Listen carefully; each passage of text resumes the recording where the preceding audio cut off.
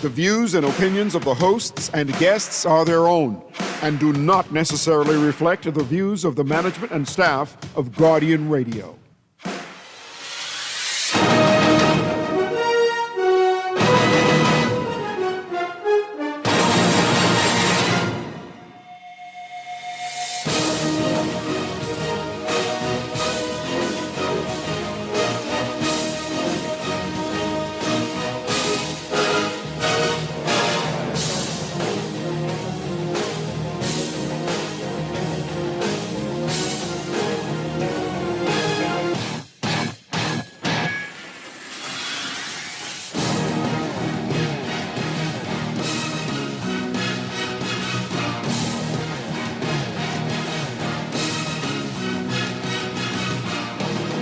You've got it locked and loaded to the Sunday, June 21st edition of the Press Box.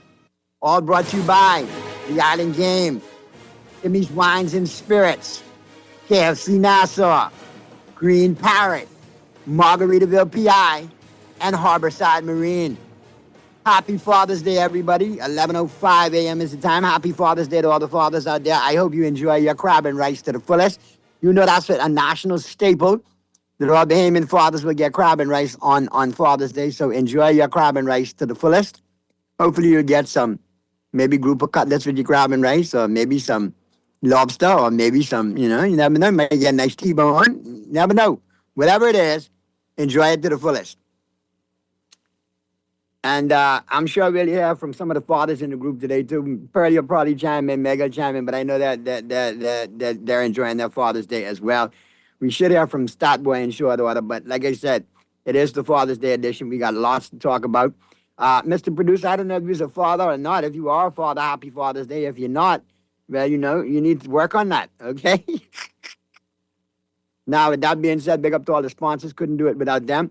You know I'm talking about the Island Game. If you want to play all the games, all the action, all the time, with multiple ways to play, multiple ways to win, then the Island Game is your choice. The game you know, the friends you trust, and the Island Game always reminds you to play responsibly. In addition to that, Jimmy's Wines and Spirits, KFC Nassau, Green Parrot. Now, if you want to take in all the World Cup action, all of your Major League Baseball action, all of your WNBA action, and watch parties galore, it's all about Green Parrot and Margaritaville PI. But Green Parrot's got that great Father's Day special going on today. So you definitely want to check them out on that as well. Yes, indeed. And they hooking it up for the dads today too, man. Father's Day special, fried or steamed red snapper. All right? And you got, with all the sides to go with it, they got live entertainment, drink specials. All right? And they got some great at Green Parrot for Father's Day. So be sure to check them out. But that steam or fried snapper, off the chain. So relax yourself. All right. So now that we've got big up the sponsors, got them out of the way, because we couldn't do it without them. Appreciate them being on board. Also, can't forget Harborside Marine. Yes, they're doing big things. And of course, it's the time. You got to get the boat back in the water, whatever you need for the boat. It's all about Harborside Marine. Whatever you need, they have, from your fishing tackle to your ropes, to your moorings, to your yachting hooks, to your rods, to your reels, to your snorkels, to your flippers, to your life vests. They got it all. And don't forget, if you got to put a new engine on your boat, that's the place to do it. They do the full installation of the outboard engines like only they can. So be sure to check out Harborside Marine before you put that boat in the water today. All right. So big up to all the sponsors. Like I said, couldn't do without them. 11:10 p.m. is the time. Let's jump on in. Let's slide into the local scene. We'll have a gander at the local scene. And then we'll go international. And of course, locally, we're just going to jump right to the pages of the Nassau Guardian, news and views that matter since 1844. See what my good friend, sports editor Sheldon Longley's got lined up for us, in the Guardian. Jimmy sponsors local regatta. Look at that. Big up to the sponsors again. Jimmy's Wines and Spirits doing it again. And it's all about that sponsorship. In Abaco, for the fourth consecutive year, Jimmy's Wines and Spirits returns as platinum sponsors of regattas in the Abacos, continuing its long-standing commitment to Bahamian sailing culture, community celebration, and one of the country's most beloved maritime traditions.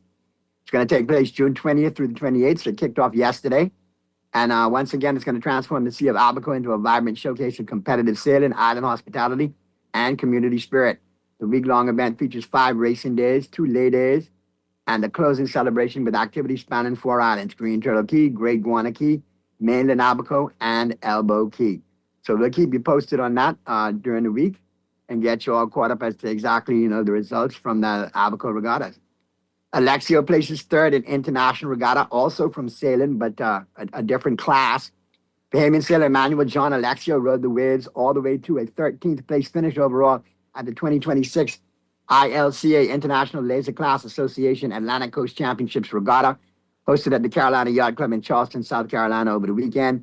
Alexio came within reach of a top 10 finish after battling more than 50 sailors in the ILCA 6th Fleet. A lot of potential there with young Mr. Alexio, so let's keep an eye on him, especially in that laser class division. And that also offers, Olympic opportunities in that discipline as well. Let's move to baseball. The Bahamas Baseball Association Nationals are underway. They kicked off on the 19th. The Bahamas Baseball Association preparing for yet another opportunity to put Bahamian baseball talent on display on a national stage. The association is set to host the highly anticipated BBA Andre Rogers National Baseball Championship, scheduled for Thursday, June 18th to Sunday, June 21. So I'll get you the final results if we get before we get off here, the up-to-date results, and obviously finals playing out throughout the day on Father's Day. And it continues today over there at the Andre Rogers National Baseball Stadium and the Blue Hills Sporting Complex. Baseball players from the various leagues on the island around the country will battle for bragging rights in the 6U, T-ball, 8 and under, coach pitch, 10U, 12 and under, 14 and under, 16 and under, and 20 and under divisions. BBA President Clarence C.J. McKenzie has expected a high-level competition to take place this weekend. We've been preparing and gearing up for the exciting and most competitive nationals ever, McKenzie said. Excuse me. We have 7 divisions, and we have teams coming from Freeport, Long Island, Eleuthera, and, of course, Nassau. So we'll get you the results, and I'm sure Chandler will have them in Monday's Guardian as well. Continuing baseball, Jazz Homers, Yanks win 4th straight. Obviously, that was coming in on the weekend. And the Yankees continue to play well. Jazz continue to hit the ball. So let's keep an eye on that. I think the Yankees are getting some pitching when they need it. And I think they're establishing themselves as a contender in that American League division. We'll talk more about that when we go to Major League Baseball as well. Bahamian powerlifters compete at the USAPL Raw Nationals. And Bahamian golfers dominate U.S. kids at the Bahamas Invitational. Bahamian junior golfers showcase their strength and depth of the nation's development program in golf by capturing 8 of its 12 division titles at the inaugural U.S. Kids Bahamas Invitational, staged at the prestigious Life at Key Golf Club on Monday and Tuesday.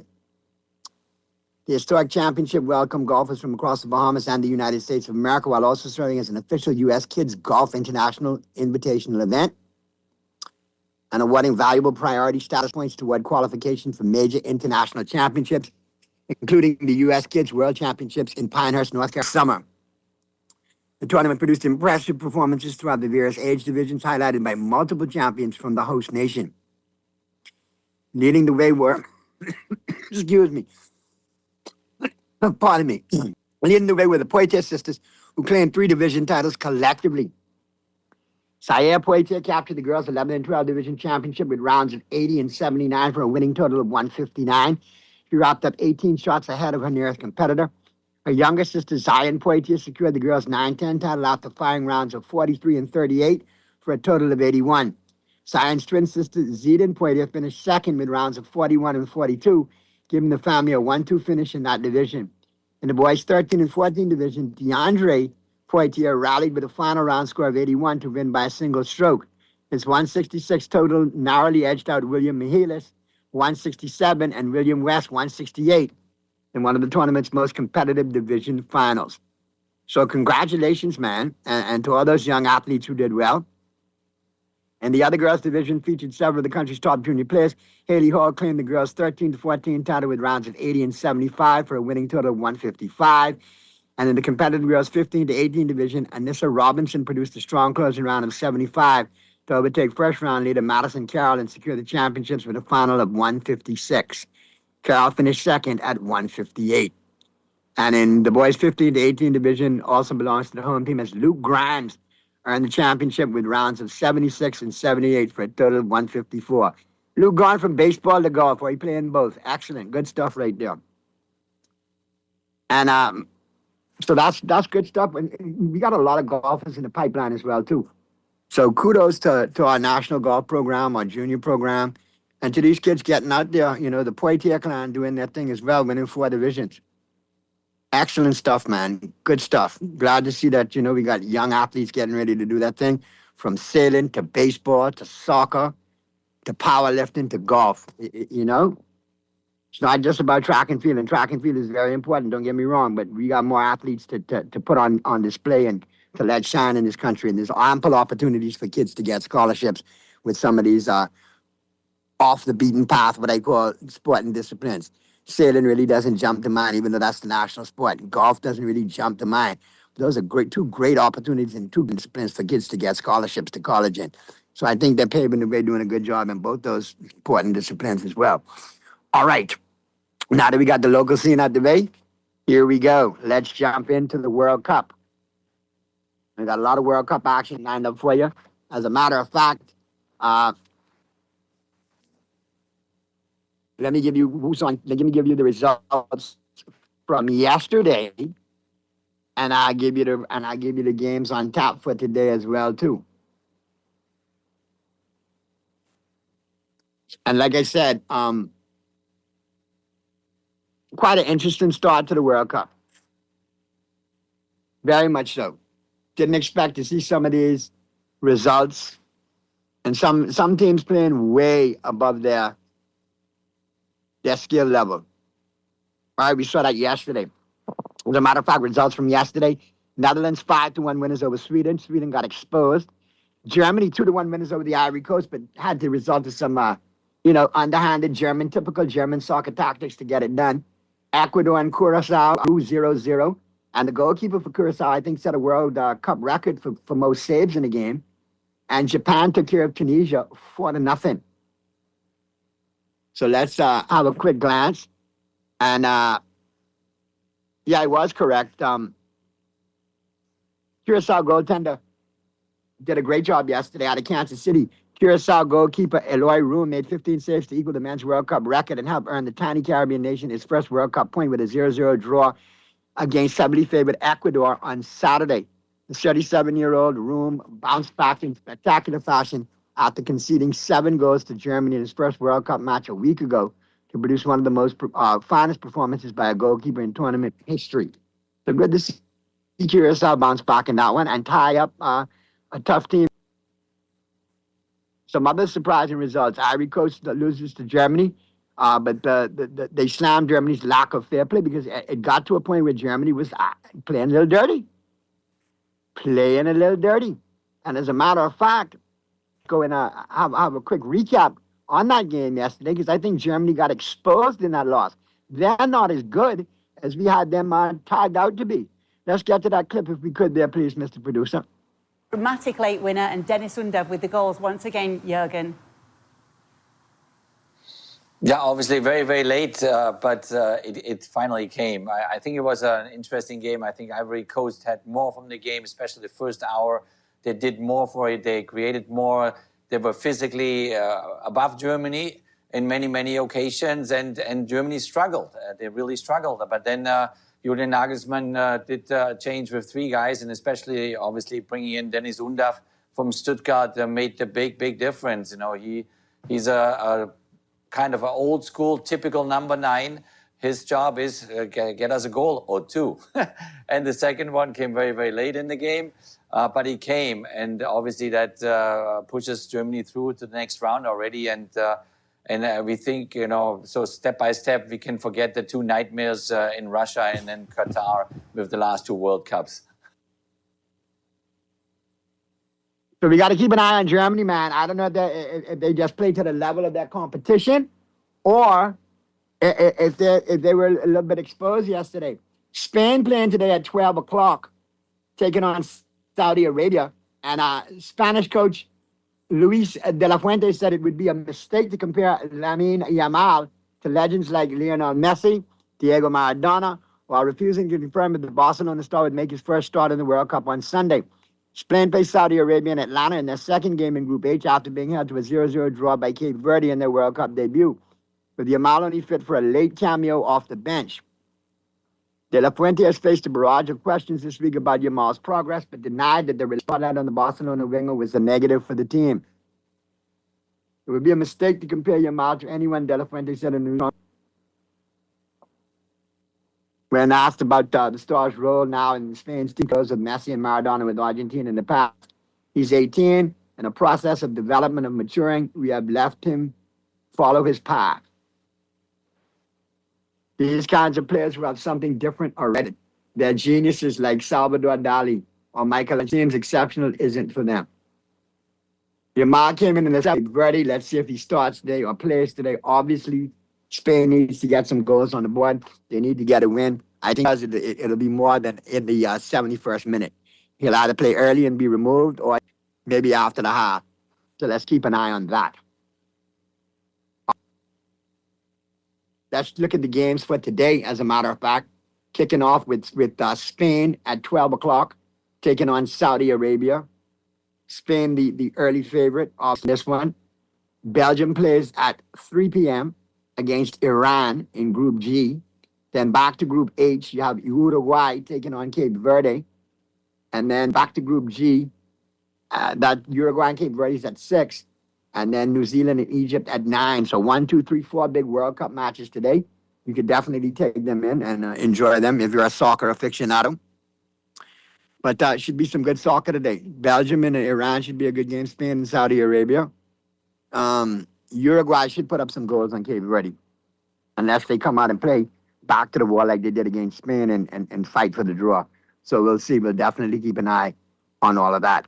All right, let's take a quick break. Flip side of the break, we'll get into Major League Baseball. We'll also talk some WNBA, and we'll get you ready for the NBA and the NFL in the second hour. 11:22 a.m. is the time. Happy Father's Day to all the fathers out there. And the Sunday, June 21st edition of the Press Box continues right after this.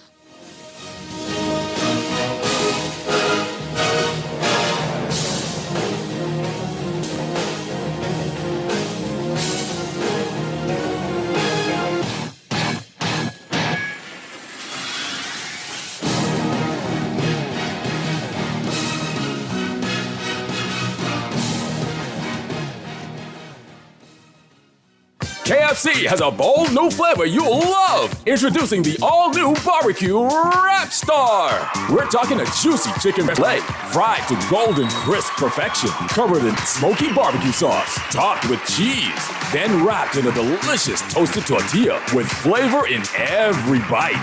Go spicy or keep it original. Either way, it's a star for a reason. The new Barbecue Rap Star is the star of the menu at KFC Nassau. Get yours today at any KFC Nassau location. David Island Games, we making dreams come true. David Island Games, we paying more out to you. Don't mind the noise in the market, you getting cash in your pocket. 'Cause Island Games is spicy, and spicy is tradition. So when you play Island Games, we putting Bahamians first, guaranteed to pay. Island Games, we like them other jokers. We've been here from the start, from the bike to computer. Island Games, we gonna make your dreams come true. We playing with Island Games. Budgeting and saving? Yes. Investing? Check. But what if you could do more? With an RF brokerage account, you can get priority access to local investment opportunities right as they come to the market. Never miss a bond or new share offering again. Plus, you can house all your investments in one place and benefit from expert investment advice. Contact us at brokerage@RF to start doing more today. Some conditions apply. RF, money at work. Always on the go? Missed the show? You can now listen to Guardian Radio talk shows anytime, anywhere on Spotify and YouTube by searching Guardian Radio 96.9 FM or by entering the name of your favorite show. You can also listen by logging on to GuardianTalkRadio.com and click on the podcast tab. Guardian Radio, continuing to provide you with fresh news and smart talk anywhere, anytime, all day. You try to rest, but roll with the best. For all your printing needs, there ain't no one better, no. For posters and banners, magazines and flyers, for window decals, greeting cards and newsletters. No job too big and there's no job too small. Baby, we can print it, just give us a call. Let Printmasters bring your masterpiece to life. Located in the Nassau Guardian Building, telephone 302-2361. This is Guardian Radio 96.9 FM. Fresh news, smart talk, all day.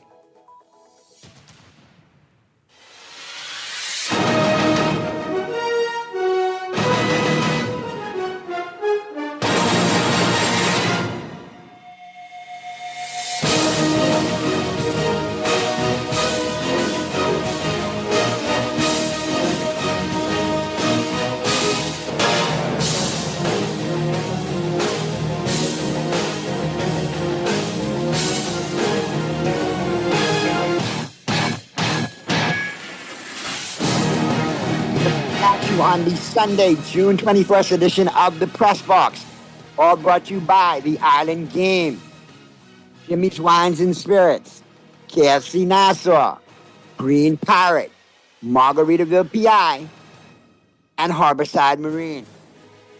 So I'm letting the company right up until 1 p.m. Happy Father's Day to everybody out there, to all the fathers out there. I hope you enjoy it to the fullest.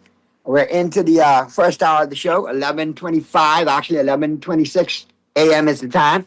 Let's slide into Major League Baseball. And then we'll get into the WNBA, NBA, and NFL coming up in the 12 o'clock hour.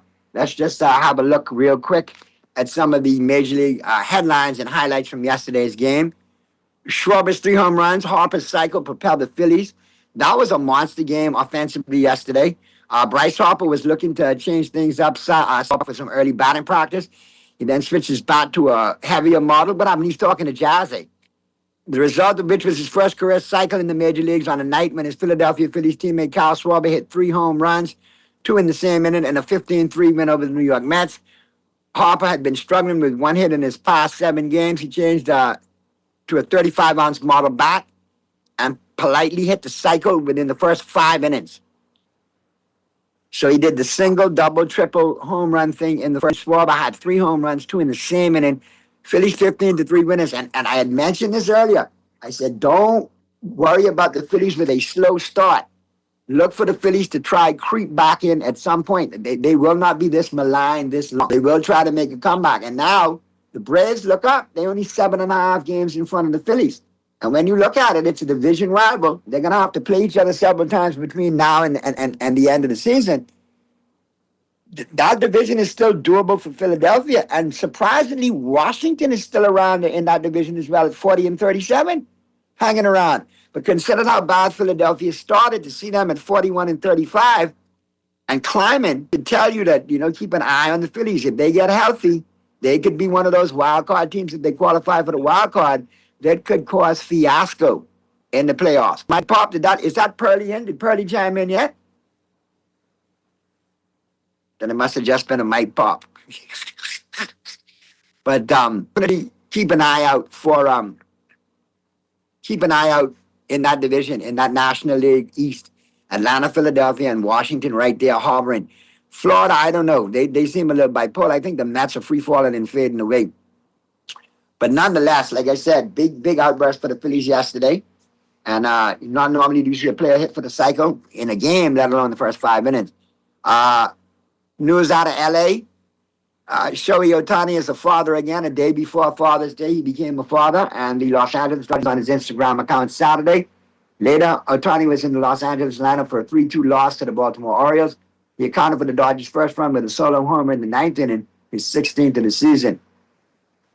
He said, we are again overjoyed to experience this wonderful day in our lives together. Thank you for being born safely. Read a message from Ohtani and his wife, Mamiko Tanaka. They also thank supporters. So congratulations to Ohtani and Evan Yard, even though they lost. Buxton Grand Slam Keys Twins 10-run rally in the 5th, and they went on to win. Here's some injury news. Brewers, Murphy set to have back and hip surgeries. He'll be out indefinitely. Starting pitcher, an ace for the Tigers, Verlander, Justin Verlander, hamstring. He's likely out several weeks. Rokas, the latest D-back starting pitcher to hit the injured list. He's on the 30-day. And out of Miami, Hicks scratched due to back tightness. Also, the Red Sox put Tina Felifa, forearm, on the 10-day injured list. So obviously there's a lot of injuries going on in Major League Baseball. And right before the All-Star break is the time when you see your teams, go through that injury bug.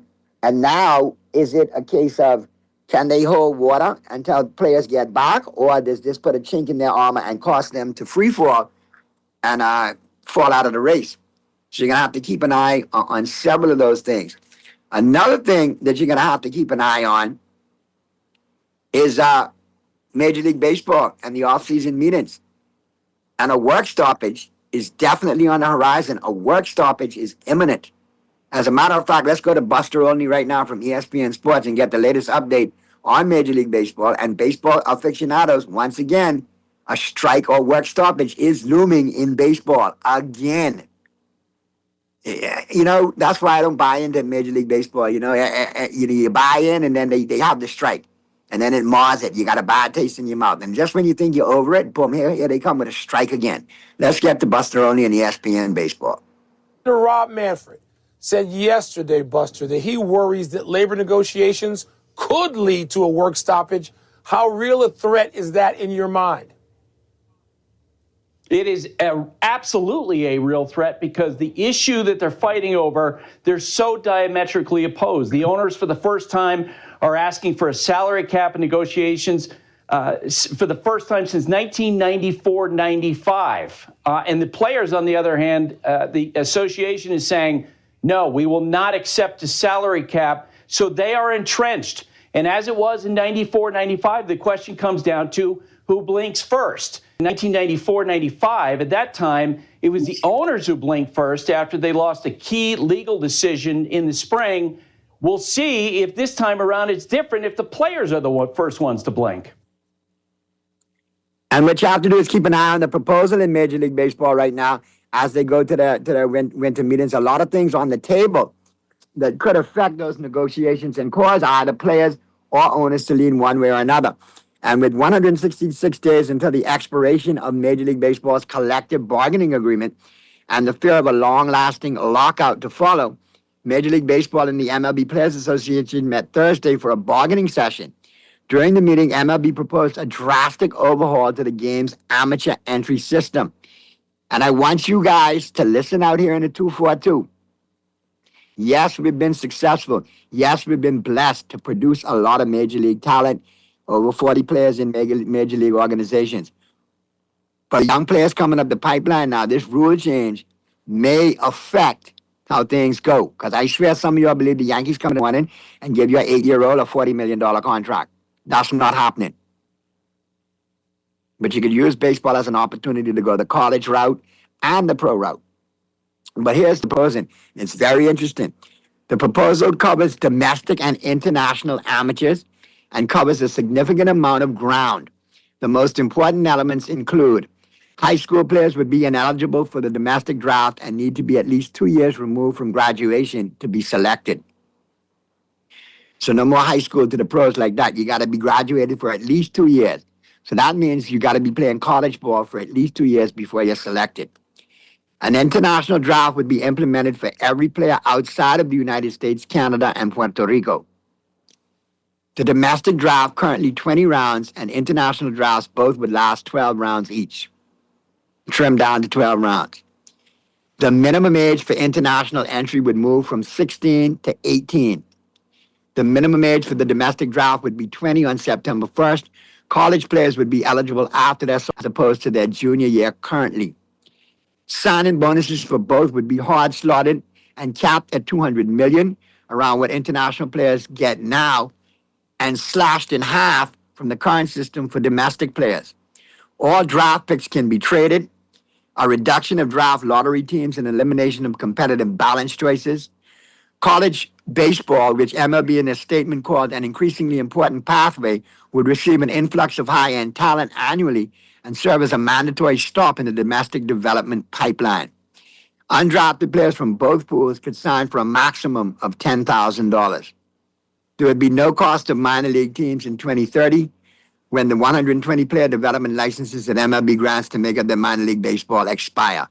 Current Major League reacted swiftly with the union issuing a statement that said the proposal would cripple the next generation of players and damage the future of the game. Now, there's a lot in that proposal, but the question is, why are they proposing banning high school players from the draft? Major League Baseball stated objectively, by creating a draft centered around college-age players and making most college players eligible 1 year earlier, more players will benefit from both a college education and an elite development environment while reaching professional baseball and ultimately the major leagues more quickly. We believe these changes will strengthen college baseball and deepen fans' connection to the next generation of major league stars. And if you look more recently, you've seen guys go over from college baseball easier to the pros than going through the farm system. Oh, we got Statboy chiming in. I know Statboy was doing his thing yesterday, so Statboy is in the building. Welcome, Statboy. Good morning, Press Box. How's it going? I'm good, my brother. Happy Father's Day to you. Happy Father's Day to all the fathers out here in the country, worldwide. This is y'all's day, and you will be treated as such. We love y'all. We appreciate y'all. Have a happy Father's Day, everybody. Thanks, man. Greatly appreciated, son. Love you and appreciate you. Oh. All right, so now we're talking Major League Baseball. Looks like some strikes are looming in the future there, Statboy. Well, I like what my Yankees have done. Our Yankees have done to be able to come back, take the lead in the division. And, you know, we're leading the division now. We're one of the top teams in baseball, along with the Dodgers, the Braves, the Brewers, those ilk of teams. And I like what we're doing, especially considering that Aaron Judge is out. So I couldn't be more impressed.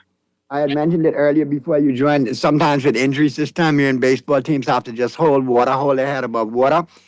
Don't float, don't sink until their stars can come back. Or for some, it just takes a drastic overhaul, and they can't recover from it.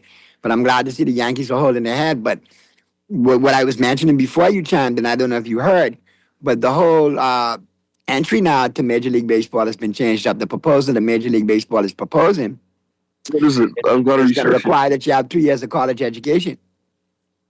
You know what? I don't. I'm off from 16. They moved it from 16 as an entry level age to 18. I think the 2 years of college is good. It allows kids to have an opportunity to, if they don't get in baseball, to go back and get their degree. Yep. And also, looks at the wave of baseball over the last 7 years. More players have transitioned smoothly from college to the pros than from the minors to the pros.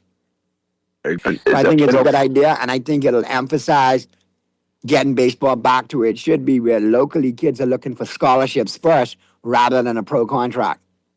And it helps these kids protect themselves, because once you go all in as a youth, international prospect or a local prospect or whatever the case may be, and you put your education on the back burner, you are riding on the fact that you're going to remain healthy to make it in your sport. One injury could derail everything.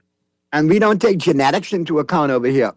I know, and I hate to say it, you could be a superstar at 8U, 10U, 12U. But when puberty hit and life hit and that growing spurt comes, it's totally different. You could have been micro mini in 12U, but by 15U, right, you're a monster. Or you could have been taller than everybody and then you really don't grow no more. Correct. And I hate to say it, genetics is a big part of Major League Baseball. Agreed. So I think now they're going to look at different dynamics, just not here, just locally, but internationally as well. And I think these kids are gonna be steered in the right direction. I think if you're going to sign a contract, you should also have an opportunity to get an education in case you blow out that arm, blow out that knee, or you don't make it. Correct. You could go from the penthouse to the outhouse overnight. And that's the simple truth. And it's not even, because I'm looking at the notes now on this proposal, they're not even requiring college education, just 2 years removed from your high school graduation. Correct. Now, most people would say, yeah, you go to college. Coaches come grab them kids for 2 years. You're going to have a ton of colleges offer scholarships. Yeah, MLB called it an important and increasingly. Look at Skinner from the Pirates. He went from college to the pros within a year in the minor leagues. Then the kid from LSU, the relief pitcher. Can't remember his name, but and lights out thrower. Throws over 100 all the time. Wears number 44. Came from LSU. Oh, God, what's his name? But he was only a year in the minor leagues. Because the maturation process was already there. They were used to playing under a structured environment under college baseball coaches, and the slide over to the minors was a lot more, the transition was a lot easier than the kid who'd come up in the minor league system. Because they have to take time to develop and learn the game and the nuances of the game, all that. But when you go to college, and then the minors, you got to cook for yourself, you got to clean for yourself, you got to do all of that. When you go to college baseball, you got a meal program, you got trainers, you got coaches. It's a totally different environment. Completely different. I'm trying to figure out the name of the pitcher who you were referring to from LSU. I don't know if it's Blake Money or not, but it looks to be him. Blake Money 44 with the Tigers. Correct, that's him right there. Pitcher, relief pitcher now with the Orioles. Now with the Orioles. LSU Tigers, yeah. Took him a year to come up. Like he went AA, AAA, boom, major league. Come for a cup of coffee, you're in the majors next year. He spent 1 year in the minors and coasted through, got through, and is now. And he could have come up in his first year, but obviously they wanted to develop him properly, and obviously they did take the right road because look how well he's doing in the major leagues. Oh yeah, 100% agreed. You just take this year, you work on your game, and you begin. And Dylan Cruz, another one who was drafted in the same draft. He's an outfielder though, but for that same LSU Tigers team, he drafted in 23. Right now, he's called up for the Washington Nationals. That's right, and if I'm not mistaken, he's done well since being called up. His stats are pretty decent. He has 18 career home runs. He's got 50 RBIs, batting 200, but he's young. He's 24 years old. He's got 5 home runs this season with 15 RBIs. But when you go from college, you spend pretty much a year developing because you've already done so much developing in college, and then you come right up. But if you're signed as an international prospect, you almost have to go through like college years before you come up. Of just playing and playing and playing. I mean, I get the minor league systems, and if you get into certain, systems that work, or you come international via, South America, you're well developed and all. But there's other nuances to the game and to life that these kids have to develop to. And I think that's where they have a problem making that transition, and it's to the majors, where it's easy to make that transition from college to the majors. A lot of hardships coming up in minor league baseball. You know what I mean? A lot of travel, a lot of hard living. You know what I mean? You don't get all at college or in the minor in the major league level. You don't. So, and I like this move if it is to get approved. I think it helps in the long run, and it gives kids something to fall back on in case they don't make it to where they need to be. But let's look at the baseball standings right now. Over in the American League, you got the Yankees, 3-game leaders over the Tampa Bay Rays.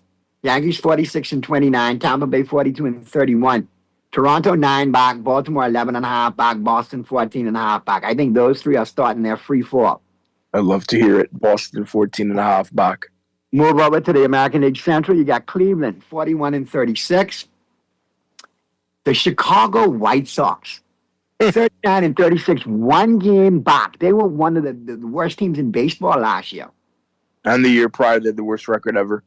Correct. And here they are, definitely in wild card contention and contending for a division, no less. That's the craziest part. Minnesota's 4.5 back, Detroit 8.5 back, Kansas City 9 back. I think those three are starting their free fall. For sure. Then you get over to the American League West. And this, my brother, is a race to the wire. Seattle has clawed its way back into first place, 39-39 at 500. The A's are 38-39, half a game back in second. Texas is 36-40, only 2 games back. Houston 36-42, only 3 games back. And the Angels 31-47, only 8 games back. This is definitely the NFC South division of Major League Baseball. 100%. And all 4 of those. All losers, all battling to be the biggest loser and win the division. Yeah, those are going to. That's a 4-team race. I think the Angels will ultimately, get worse and worse and worse. But without question, those 4 teams could win the division. Anybody's division right now.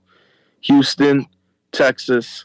And if you look at the tiebreakers and you look at the Seattle. division records are almost identical. So this tiebreaker is going to be one process as well, too.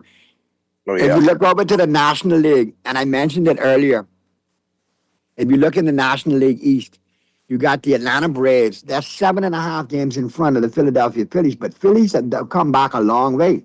They were below started 500 for a good point. Horribly. So for them to be 7.5 back at this juncture with games to play within the division, I think you got to look at Atlanta and Philadelphia in that division, but don't sleep on Washington, because Washington is Surprisingly, around 40 40 wins. 37. Only 9 games back of the lead, but obviously in wild card contention as well. The Marlins hovering around 39 and 38, 10 games back. They're above 500. That's ridiculous. The Mets are 14.5 under. The team with the highest payroll is in last. And they're 8 games under 500, and they're 14.5 games back. I mean, what are the Mets doing? It's a wreck. I think they've got a People, lot of... there is only one team in New York, the Yankees. No, facts.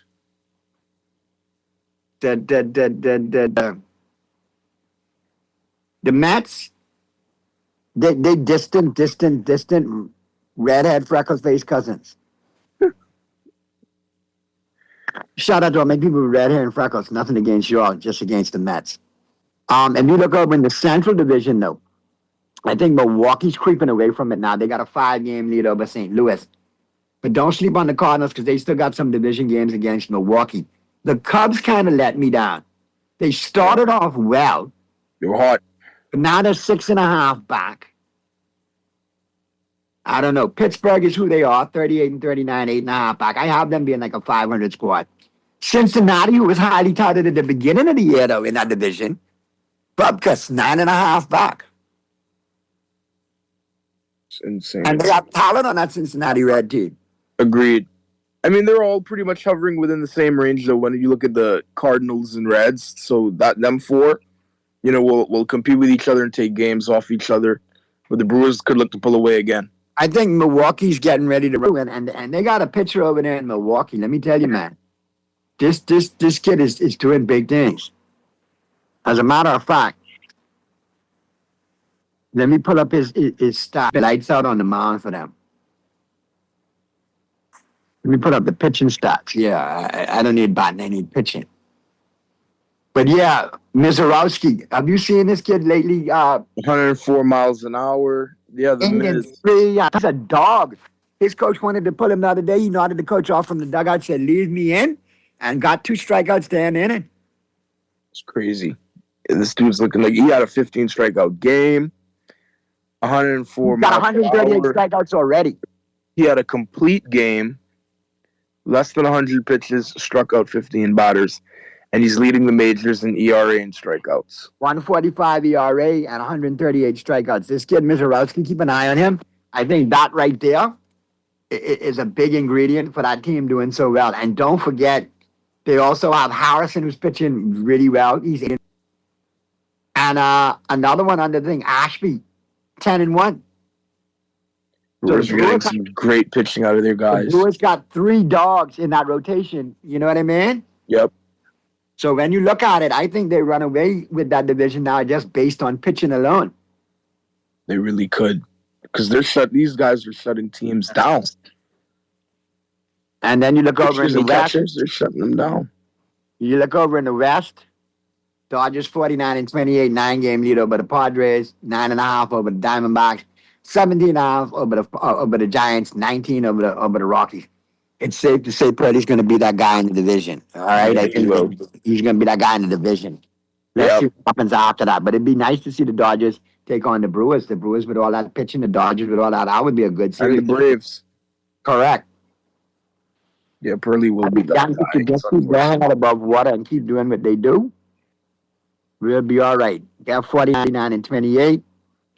Yankees are 46 and 29. So you got a shot in that battle of the best record with them as well, too. For sure. Of course. Yeah, we got a shot. All right, let's pivot to the WNBA there, Stat Boy. All right. And I'll get the scores in from last night, as well as today's games on tap. But let's check out the news. Well, first of all, let's check out the scores from yesterday. The Dream took care of the Fever 113-96. Angel Reese and the Dream took care of Caitlin Clark and the Fever 113. I know you couldn't wait to specify that.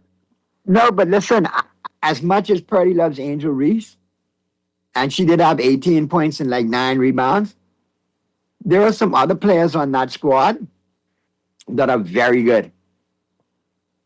You have to mention Ryan Howard, Gray, Canada, Jordan Canada, all these Jordan Canada. All of them put up comparable numbers. And Hillman, and Naz Hillman, who had 19. All of them. Caitlin Clark yesterday had 26 points, 3 rebounds, 7 assists. Then you look over there on the Dream, and the Dream is a loaded team. Hillman had 19 points, 6 rebounds, 3 assists.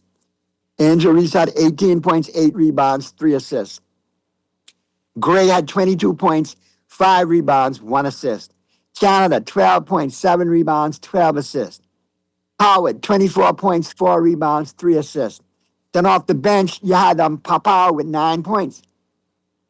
They're very balanced. They're a well-balanced team. And it's surprising because they started off rocky, but the Dream now look like a very solid contender in the WNBA.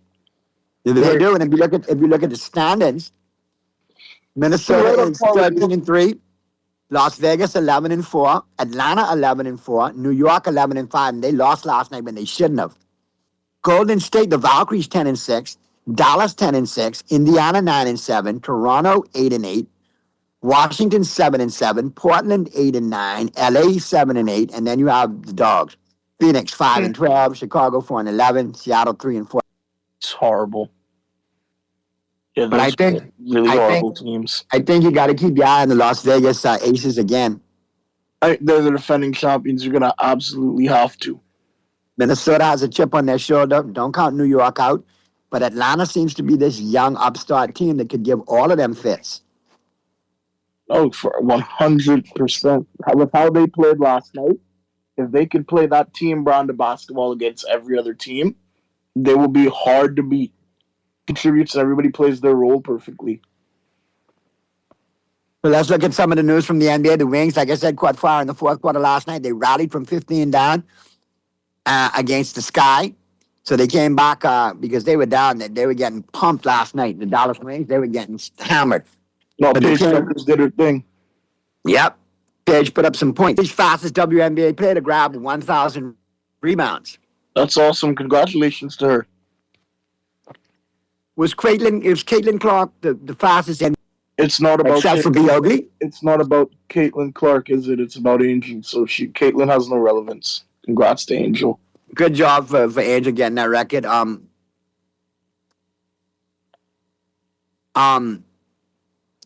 Toronto's Mabry ties WNBA mark with 9 3-pointers in a game. Wow. That's impressive. 9 threes in the game. Yep. Wings rookie Fudd joins Globetrotting Project B. And the Tempos, Sykes, and Rice likely out extended time due to injuries. That's the Toronto Tempo. Yeah, the expansion team. And they've done pretty well so far, all things considered, being an expansion team. And the Valkyries being an expansion team, they have really done well. No, that's impressive. They've got a lot more games to go, but it's been impressive. And you got 3 big games on top today in the WNBA. It's in the Aces at 4 p.m. Las Vegas, 3.5-point favorites. The over is 168. Then you have the Mystics and the Lynx at 6 p.m. Minnesota, 13.5-point favorites. Total is over 170. The over's looking good in this game. I don't know if the 13.5 covers. The Mystics, you might want to take them. Well, we'll talk about that during the picks, but the Mystics been covering a lot lately, so keep an eye on that. And the Liberty and the Sparks. Liberty lost last night in the game they should have won. They're 5.5-point favorites over the Sparks. And the total is 181 for the game. So when we come back with our picks, I'll give you some tidbits on that since we are picking the WNBA. And I'll give you some insight on how to play and win with the Island game. And coming up in the 12 o'clock hour, we're going to talk NBA and we're going to talk NFL. A lot of moving and shaking in the NBA as well, too. Trade time is here upon us. something big could be going down in Miami. What's the latest on Giannis, their stat boy? Well, he wants to go there. They have a really good deal, a really good Wiggins or Hero and Jaquez with just all the picks they have. Hero and Jaquez, but what I was hearing too, though, is that the Lakers are involving themselves in that as well, too, to take on contracts. If Miles Turner is involved in that, then he could be coming to the Lakers as well as Jaquez and a couple other pieces. That would be a huge help. And I would like Jaquez because he played at UCLA. Yeah, Jaime Jaquez is from the area. Correct. I like that. I like the opportunities there. And I like them, committing to re-signing Austin Reeves. Say they'll give him 5 years if other people give him 4. Now they're even entertaining LeBron for another year. Oh, yeah, but but a significant pay cut. Yeah, I don't need that. I think that might just be noise in the market. And I think that might be coming from LeBron's camp as well, to simply make sure that he ends up somewhere with a certain amount of money. Yeah. All right, let's run down some NBA news. The Suns signed Gillespie back 4 years, $48 million. There you go. Kentavious Caldwell-Pope picks up option with the Grizzlies and opts into that. Brunson slams skeptics as next revel in parade. He says they can repeat. How dare you think they cannot repeat? Because everybody's getting healthy, you're not repeating. And no one's repeated in 8 years. Dolan says second apron not an option for the Knicks, but that's why you're not going to repeat there, Jalen Brunson, because your cheap owner is not going to spend for it. So the team will have to tear down. The Wizards, Trae Young declined his option. Apparently, he's going to re-sign a 3-year deal with them, but he's also going to keep the door open. So I don't know what Trae is going to do. Trae might be out of there in Washington. No, he'll have to resign. Nobody's taking him on. Sad to say, but nobody's taking him on. It's a solid offensive player, but he's not as quick anymore, and he's never been able to defend. That is true. So he has to adopt his game to the modern game where you can defend and do other things on offense than really just, shoot. So he'll have to go back to Washington. They've taken a chance on him. We got the draft coming up. I hear some trades might be in the works. Lakers looking to shop the 25th pick as well, too. I'm going to let Mr. Producer pull up this clip, but we're going to check in with ESPN's Bobby Marks. And what's the deal with the Wizards in the night? Well, it looked like it was going to be AJ Dybantsa, but as we know, a little bit of I don't want to necessarily say tampering, but Danny Ainge, who's the Jazz GM, has been making some donations, quote unquote. Excuse me, you don't want to say tampering? Danny Ainge is an old, disgusting, stinking, no good Boston Celtic who came up at the feet of one of the devil's minions known as Red Auerbach. Yeah. Okay. Yeah. All right. They've been. Ain't no shade. Of course, yes. Essentially, they've been trying to get Dybantsa to Utah. Utah's the second pick. College there, played BYU there last year. He wants to be a player for the Utah Jazz.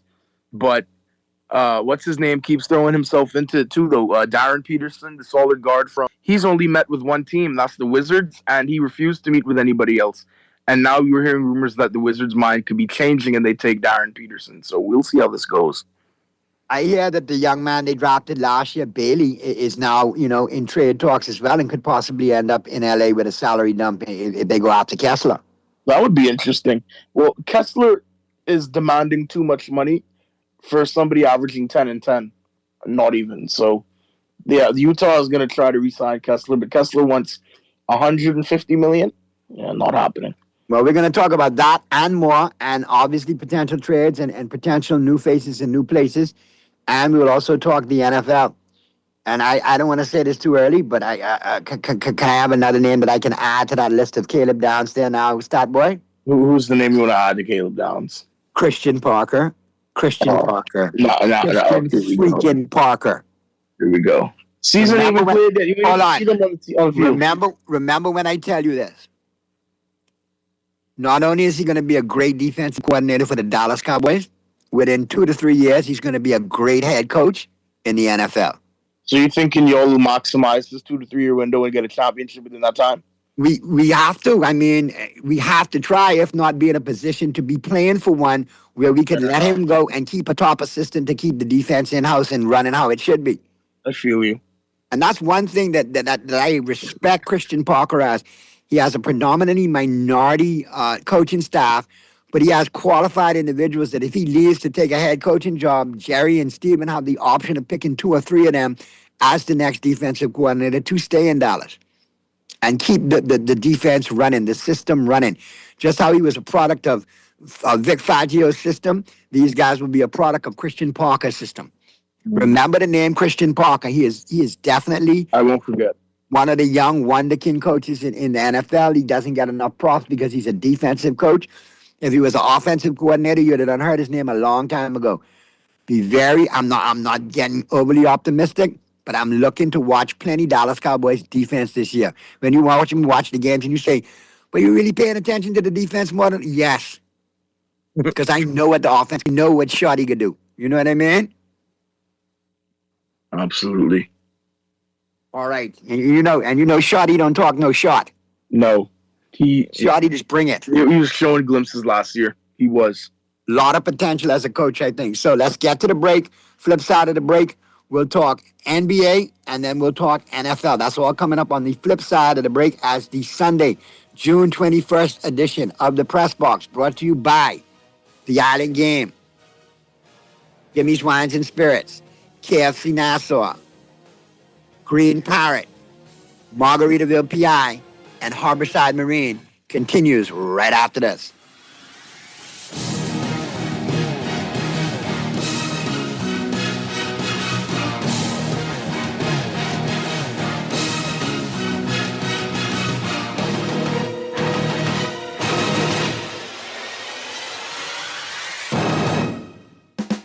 Play with Island Games. We making dreams come true.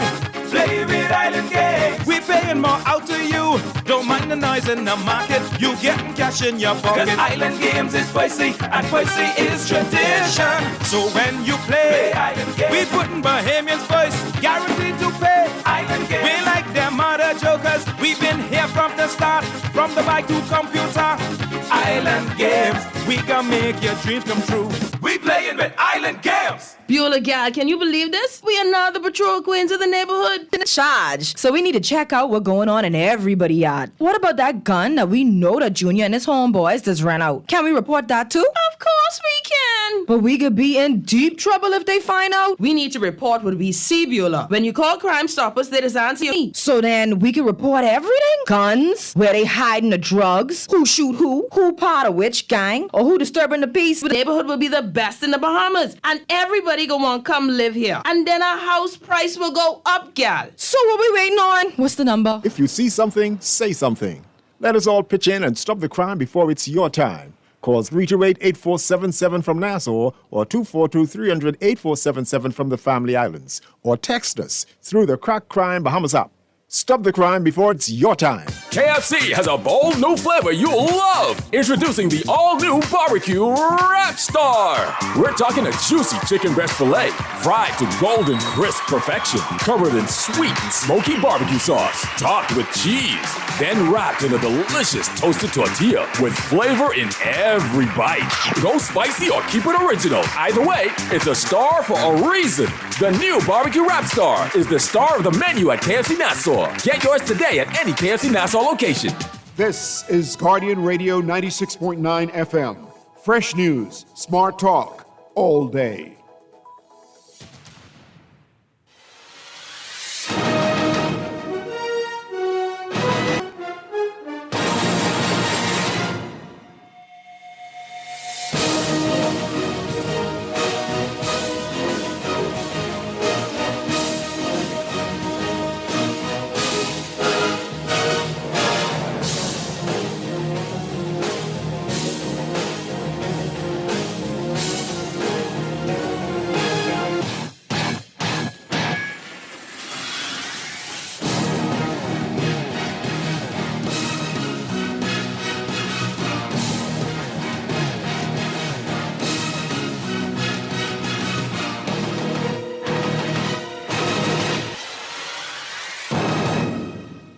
We're back at you on the Sunday, June 21st edition of the Press Box.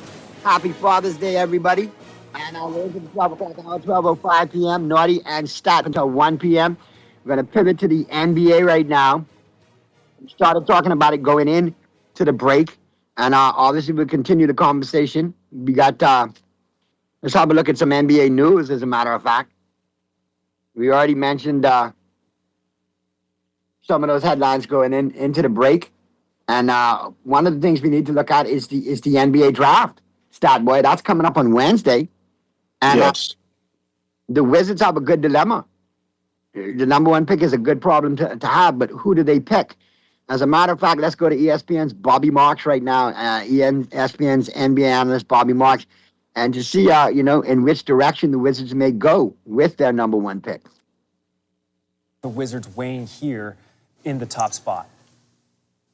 Well, this is a top-heavy draft right now, and I think when you look at, there's three players I think you can consider at number one when you look at Darren Peterson, AJ DeBonsa, and Cameron Boozer. That is it's a good problem to have, and I think when you look at Peterson here, 6'6" guard, the ultimate shot maker, I think he's being overlooked defensively. What he did, yes, it was an uneven year at Kansas here, but I have him number one on my board right now. And then you look at DeBonsa, 6'9", 215 pounds, a terror in transition, has gotten a lot better from the three as far as that's something he's worked on in the offseason. And then Boozer, the most complete offensive player out of the three here. 4 assists at Duke, 3-to-1 assist to turnover ratio. A good problem to have if you are the Washington Wizards. So Washington's got options. I mean, you look at it, and they mention some of the names. Cameron Boozer is another one. He's a great player. They're shooting up the list. Utah here is really gung-ho to try to get him to walk in his dad's footsteps and play for the franchise like his dad did. Yep, Carlos Boozer, that's correct. He was an all-star, solid forward with them. Let's go, as a matter of fact, back to ESPN and hear why Cameron Boozer may make more of an immediate impact than Darren Peterson. And there's a lot of hype behind Darren Peterson as well too. But I think Boozer is a plug-and-play player in the NBA. And I know you got him, but don't be surprised if Washington pulls the trigger on him.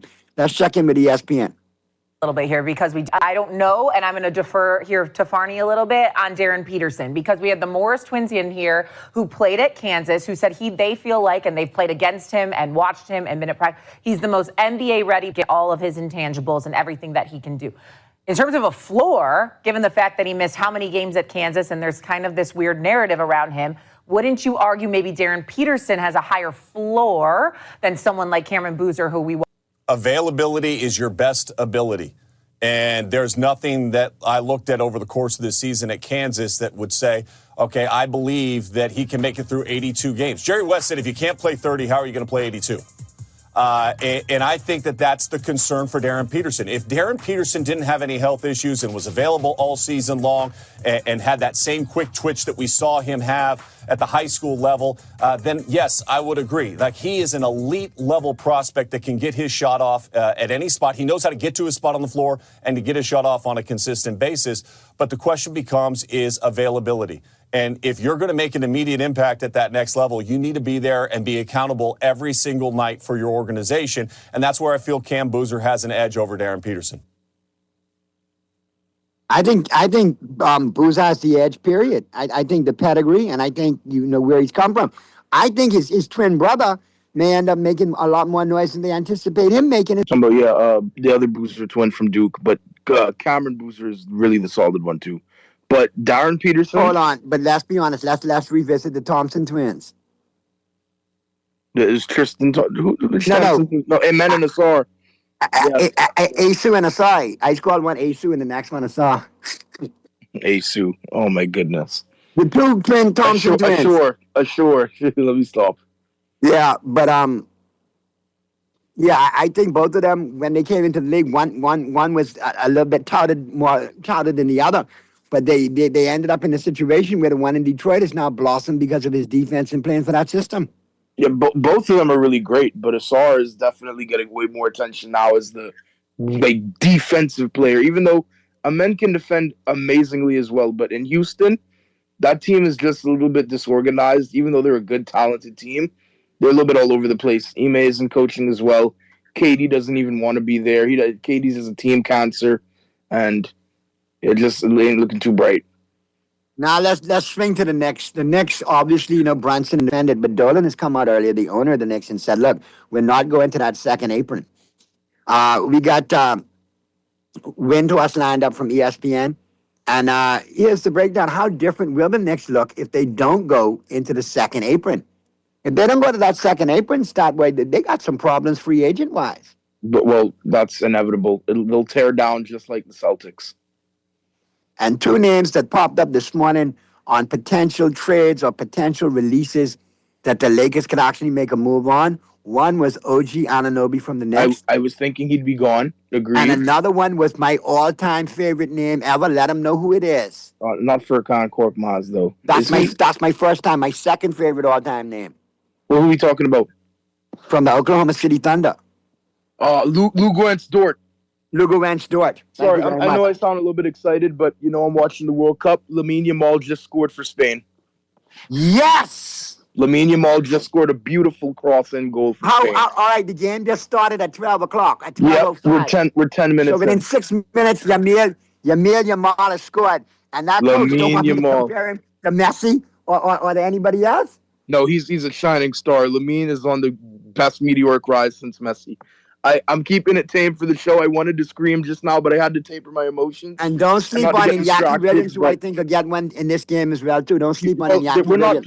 You said Nico Williams. He's not playing yet, but hey, it's Saudi Arabia we're playing, so we don't want to disrespect them. We should be playing Williams, but, we're resting some of the guys. But, hey, what a beautiful goal by Lamine right there. How did he get it? Cross in from Oyarzabal. A bad cross. I love it. To the back net, past the goalkeeper. He slid in. Was onside. What a beauty. Well, when we get to the break, I'll make sure to pull it up. Mr. Producer, if you could pull up that goal from Lamine Yamal, that would be great. So we could play it. It might not be on YouTube, but we'll hope so, yeah. Let's go have a look at what the Knicks are proposed to do, because like I say, if Dolan isn't going to spend, you might see some key pieces of the Knicks elsewhere helping other teams win championships. And the New York Knicks stuck in purgatory like they were for the last 53. Wendy, what do those comments from James Dolan mean for the future of the Knicks? Well, the Knicks still have champagne in their hair, so I'm not necessarily going to say that everything is 100% to be taken literally. But if Jim Dolan is to be taken at that edict, there will be no Mitchell Robinson and Landry Shamet back. The Knicks have huge spending on their front line, as they should, and they will not be able to retain those players without going into the second apron. Now, they have an excellent strategy department led by Brock Aller, one of the best young executives in the NBA. They will figure out ways to maximize this. And the second apron is indeed suicidal sometimes. But if you have a championship team, going into the second apron for a year would not be considered outrageous. Maybe Jim Dolan reconsiders after going through the parade today. Tim, again, they're celebrating here, and do you see this playing out as the Knicks look to repeat next year, become the first team to do it in 9 years? I mean, nobody can put a damper on a championship celebration like Jim Dolan, apparently. But this actually reminds me of Mark Cuban after the Mavericks championship run in 2011, which was this kind of unexpected, beautiful surprise run. And if you'll remember, there was a lockout right after that. Cuban at least waited until the champagne had dried and the parade had happened, and even after the lockout. But it was, have you read the new CBA? We can't afford to keep Tyson Chandler. We can't afford to keep J.J. Barea. Tyson Chandler actually went to New York, of all places, but they broke up the championship team. And now Cuban it wasn't about saving money for Cuban. It was about this grand plan. Oh, he's going to sign Dwight Howard and Chris Paul. That didn't quite work out. But again, can we at least wait until the parade happens to break up the title team? That is I don't know who did that in the NFL. It's kind of like the Baltimore Ravens. They win a championship and then they'll spend more money after that. They hate to bring up that painful. Or we could just mention the LA Rams. 2021, they went all in, but they haven't won a Super Bowl. Thankfully to them drafting and building a great team through trades in the draft, they've managed to, come back with a contending team. But, I mean, you're correct about the Ravens. Let's get to the phone lines. We got Muff on the line. Press box. Yeah, Naughty. Happy Father's Day again. And what's going on, Stockboy? Happy Father's Day to you too, Muff. Yeah, and all the other fathers in the Bahamas and the world. And Pearly, happy Father's / Grandfather's Day to you. Oh, boy. Making him sound old. He ain't even here. Let me rewind a little bit. Stock boy, the young lady would snatch the first place over Devon Charlton Han and the hurdles. What her name is? I'll research that for you right now. Yeah, okay. Congratulations to her too. And Devon, I hear you saying you disappointed. You come second. We still proud of you. Now, in baseball, Naughty, I'm glad what you say that, boy, because one of my boys is a Braves fan, but it's mowed too hard, man. It's mowed too hard. You can't tell him they ain't getting to the World Series. Mega is a Brave too, and Mega mouth sticky too. And happy Father's Day to Mega too out there. Shout out to Mega. But yeah, man, I think Philadelphia was a good enough team to recover from a bad start. Yeah, they got the bats and they got the pitching. Yeah, Mega, happy Father's Day too. But I agree with you, but they're most step right up this. But they looking good though. They win in there. They won games. I wish the Marlins could be carrying on like that and win on 4 straight like you and Stock Boy team. But Muff, let's be honest, how many years we watch on TBS, on satellite, the great Atlanta Braves with Bobby Cox win division after division after division after division and be one and done in the playoffs? That's the same thing I tell him. I keep telling him that, you know. Now, moving on to basketball. Yeah, boy, Stock Boy, you right, boy. Giannis and free agent Trae Young. Yeah, Pat Riley building back the big tree again, man. Building back the big tree. So Riley trying to get Giannis and Trae Young? Yeah, man. Watch the free agent Trae Young. Do they have the money to do that? I don't know. Yeah, well, Pat can make something. Wait till Pat can make something happen. And then moving along. Moving along. The opening season of the NFL. Excuse me. I just need to interject this. Sheldon Longley. Shout out to Sheldon. Happy Father's Day, Sheldon. Editor, sports editor for The Guardian. Sheldon say he faster than you on a start this morning, Start Boy. He got you beat. Oh, wow. He just fired it in. In all fairness, Sheldon, I got to go to the tape because Start Boy was about to say it the same time you sent it in, but it's Tanisha Cartwright. That's what I was waiting to see. Yeah, that's what it is. Tanisha Cartwright. Yeah, thank you, Sheldon, though. Thank you, because, I don't follow the but I wasn't too sure. Yeah, well, congratulations to her, man, for getting the first place and everything. She beat Devin Charlton, so that's a big defeat. You know, she's working hard to try to get that first place. So congratulations, and still congratulations to Devin for second place. Yeah, same thing, Sheldon, too. Happy Father's Day. Now, NFL, the opening season game, that Thursday night, the opening game of the season, the rematch of the Super Bowl, with New England case, 2 weeks out, A.J. Brown in, with the Seahawks MVP running back out, he in there. So that should be an exciting game. Hold on a second. Let me just interject something there. Very quietly, the Seattle Seahawks drafted a running back. Start Boy, grab his name for me, please. It's slipping my mind right now. But I think you're talking about Price. Price. He is plug and play, buddy. He is plug and play. And listen.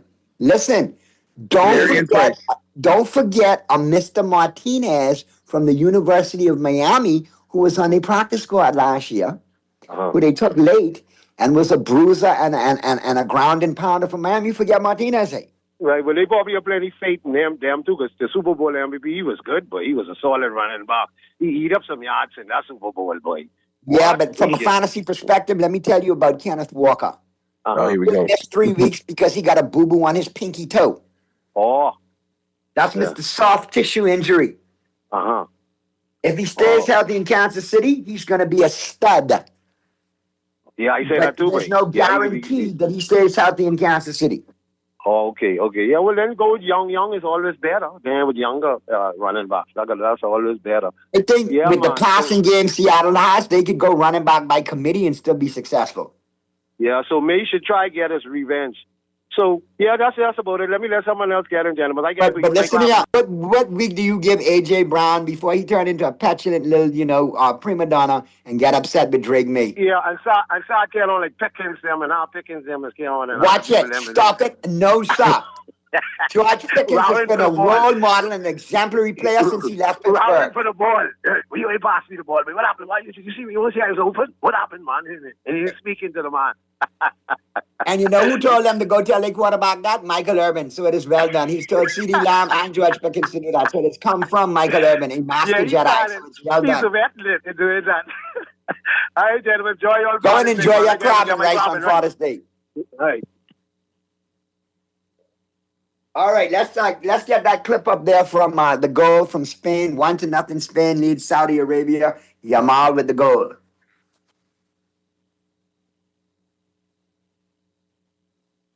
And you can play either one. I mean, you could have played in Spanish if you want to, Mr. Producer, because, in fact, playing in Spanish, let's get that real robust sentiment from Spain for La Roja as they score a goal. I don't mind doing that. I could translate. Have they scored again? That's the question. Start where? Have they scored again, or is it still 1-0?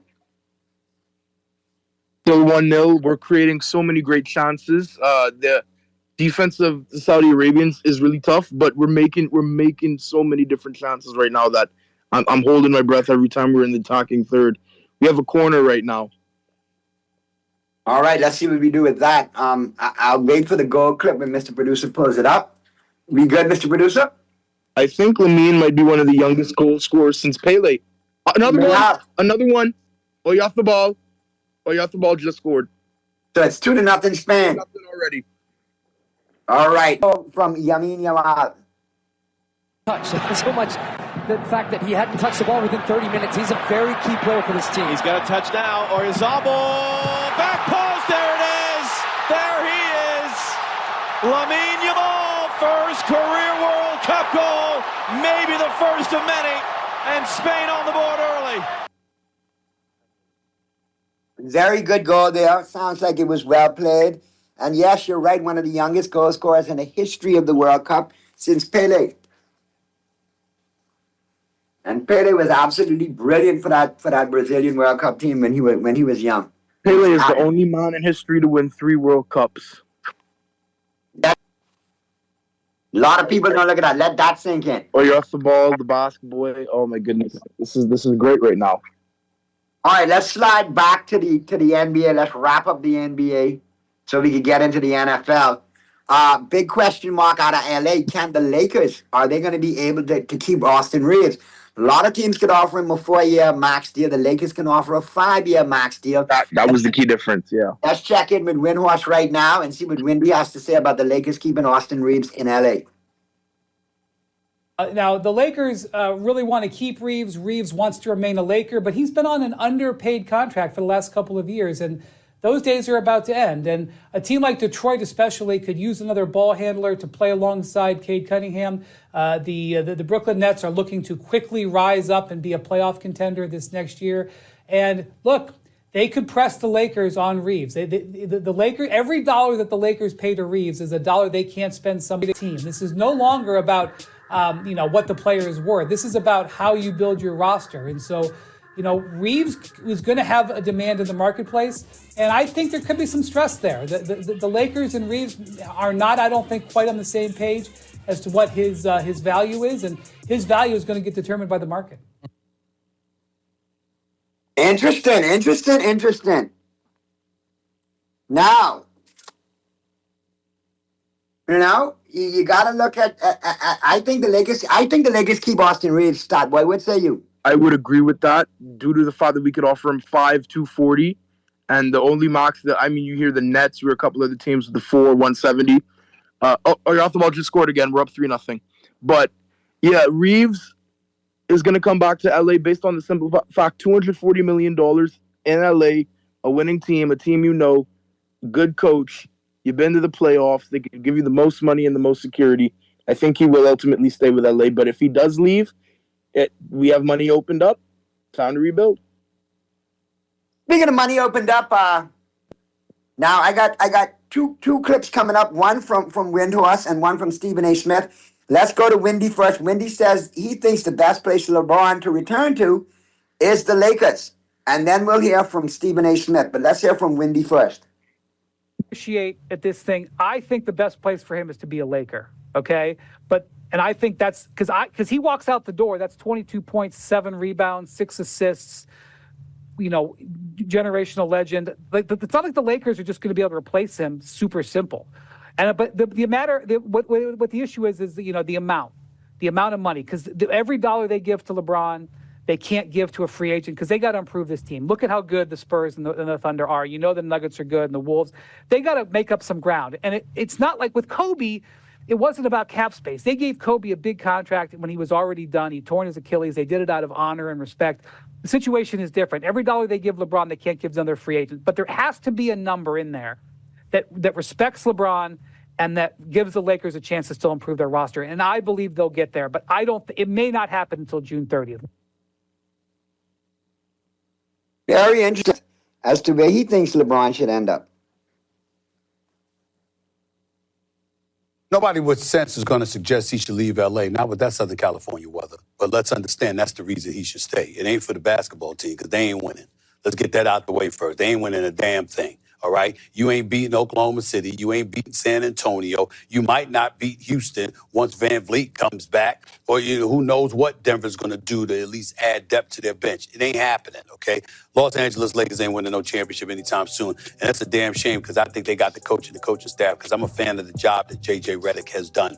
And LeBron James is the best third option on the planet Earth. He's better than 99% of the second options in basketball. So let's get that out the way and not throw that kind of shade on him. But I will tell you this. If the Knicks had not won the title, I would have been one of those people saying LeBron should come to New York. He should come to New York because that would be the missing piece that they need. Now, you might have some people that still feel that way because it's going to be harder for the New York Knicks to repeat. But my attitude is, why mess up the chemistry? Right now, it's about the team. If LeBron came to the Garden, it would be about him because he is LeBron James. Let's keep it a buck. And I don't know if that's what the New York Knicks need. There's two scenarios. If it's about your life and the quality of life that you want, stay your behind in California. No doubt about it. L.A. is L.A. But if it's about departing from the game as a champion, in Cleveland would be the place that he should go. He should go back home because when you look at Donovan Mitchell and even Mobley, Allen as well, the fact is that LeBron being on that squad would elevate Cleveland big time. Wow. Decisions. I think LA needs to let him go, Sancho. I think we could get those points with free agency money. I fully agree. Build a team young, prepare for the draft well over the course, and build a team that way. Tanking's been done away with by the NBA by the anti-tanking law. So spend some money, get a draft pick in the top 10 of the teens, and build players that way. But yeah, I think LeBron should depart. If he does go to Cleveland, I'll say this much. They could contend in the Eastern Conference Finals and maybe make a finals appearance, but I don't see them being a champion. And that's not out of hate to LeBron or hate to the players or anything. His best chance at any late career success will be in the East, not in the West. I fully agree with that. And then it's the fact that they will have, on paper, it'll be Harden, Mitchell, LeBron, Mobley, and Allen, which on paper looks great, but we have to see how they fit in real life. And we obviously know that there's no hate to Mitchell. He's a great playoff performer, but he can have his moments where he folds up. After the game one, where the Cavaliers blew that 20-something point lead, the Cavs were never the same. They all folded up. And we know what James Harden is in the playoffs at this point. So, and we know what Jared Allen is in the playoffs in the biggest rounds at this point. So, I don't see a championship happening for Cleveland next year. If it does happen, though, script allegations, but I don't see it happening. I mean, I think Cleveland will put butts in the seat. They'll have good they're championship contenders. It'll be his farewell tour and everything. So, but I think still the Knicks, Pistons, Pacers, Celtics will be the top four contenders of the Eastern Conference. I don't think Cleveland got it, but we'll see. Now, watch out for Minnesota. They make that trade for Ja Morant. Is that the rumor? I heard they're trying to get Giannis too, but they had to, taper their efforts because Giannis's price is just too high. Well, apparently, Ann Edwards and Morant, they got a good friendship. They want to play together. Well, that doesn't surprise me. They seem like two guys who would get along off the court. They seem like they cut from the same cloth. Yep. I'm not But surprised. if that means wins for Minnesota, though, that could be another Marbury kind of KD. I mean, not KD. Kevin Garnett kind of vibe. Yep, over there in Minnesota. For real. All right, let's get to the break. Flip side of the break, we'll be talking NFL. Before we get to the break, though, we got Wendy's clip in, and we got all of them in. Coming up, though, we got we'll hear from the NFL. We'll hear from Damian Woody on what the deal is with Baker Mayfield in Tampa Bay. We'll also get his take if the Cowboys are real championship contenders. Got an update on George Pickens and the Cowboys defense, as well as some other news from around the NFL, including what's up with Rashidi Rice after his release from jail. And also, why Louis Riddick is worried about Brendan Sorsby in the NFL locker rooms and getting into the league with such a limited penalty for gambling on college sports in the supplemental draft. He could actually be drafted into the league. So we'll look at that as well. That's all coming up on the flip side of the break as the Sunday, June 21st edition of Press Box continues right after this.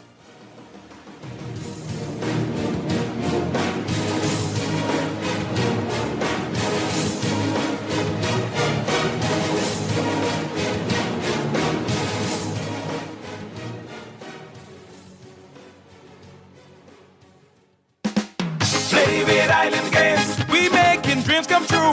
Play with Island Games. We paying more out to you. Don't mind the noise in the market. You getting cash in your pocket. 'Cause Island Games is spicy and spicy is tradition. So when you play Island Games, we putting Bahamians first. Guaranteed to pay. Island Games. We like them other jokers. We've been here from the start. From the bike to computer.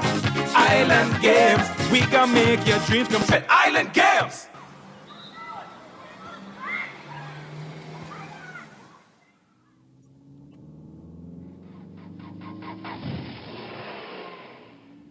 Mommy, guess what I did in school today?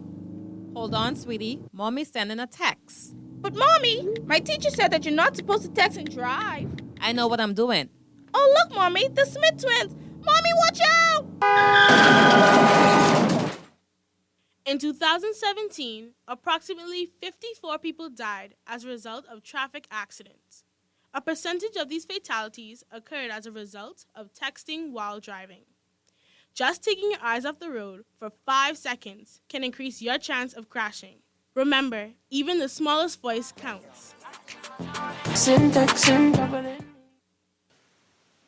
Brought to you by UB Radio and Guardian Radio 96.9. KFC has a bold new flavor you'll love. Introducing the all-new Barbecue Rap Star. We're talking a juicy chicken breast filet, fried to golden crisp perfection, covered in sweet and smoky barbecue sauce, topped with cheese, then wrapped in a delicious toasted tortilla with flavor in every bite. Go spicy or keep it original. Either way, it's a star for a reason. The new Barbecue Rap Star is the star of the menu at KFC Nassau. Get yours today at any KFC Nassau location. Put more money back in your pocket with the Fidelity debt. Why pay more when you can pay less? Reduce your monthly debt payments down to one low, easy payment. Apply for a Fidelity debt consolidation loan today. Call 356-7764. Fidelity, we're good for you. This is Guardian Radio 96.9 FM. Fresh news, smart talk, all day.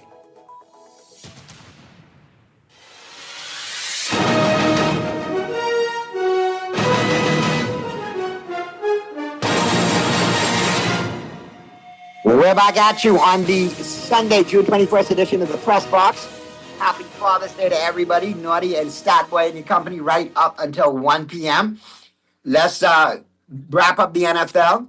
And we got Rich Eisen taking us home today with a great What's More Likely. All right, so he's talking about and discussing a lot of things. And that kept playing ahead of time. My bad, Mr. Producer.